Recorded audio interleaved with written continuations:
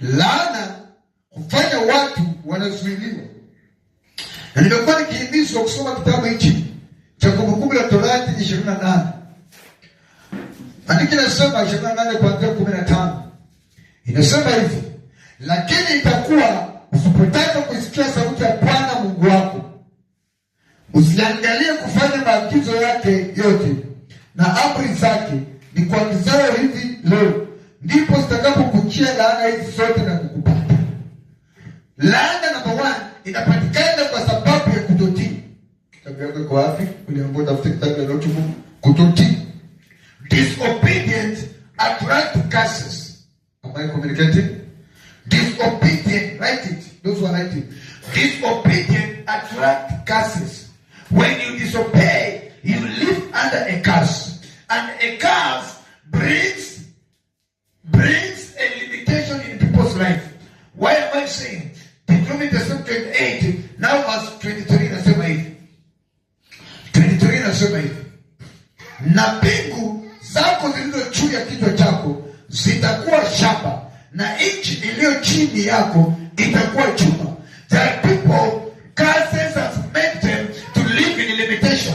Heavens above their head, they have become a brass, and the earth beneath them, it has become an iron. Inamaanisha chochote unachofanya katika dunia hakiwezi faulu, maana nchi iliyo chini yako imefanyika chuma na mbingu zilizo juu yako zimefanyika shaba. Hata ukiomba maombi haiwezi penya katika Mungu, maana laana ilisababisha mbingu zako zikawa shaba, ukasababisha nchi yako ikawa chuma. Ukijaribu ndoa imekauka, ukijaribu biashara imekauka, ukijaribu kazi imekataa, maana laana imefanya nchi iliyo juu ya kichwa chako kukuwa shaba, na jicho ama juu ya mbingu zilizo kwenye kichwa chako zikawa shaba, na nchi iliyo chini yako ikawa chuma. Kuna watu mpendwa wangekuwa mbali, lakini kwa sababu ya kutotii kulisababisha laana ikaachiliwa juu yao, na hiyo laana ikasababisha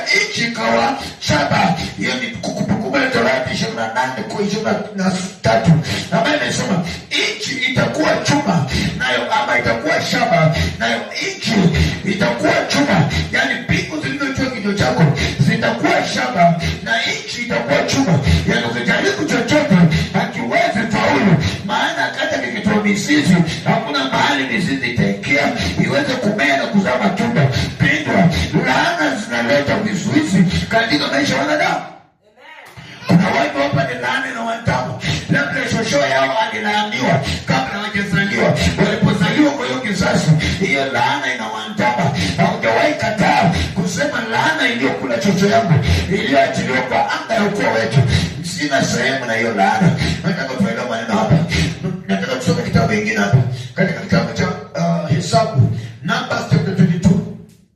Numbers chapter 22. Verse 1 nasema hivi: and the children of Israel, let me just go because of time. Verse 5. He sent messengers, therefore. Amen.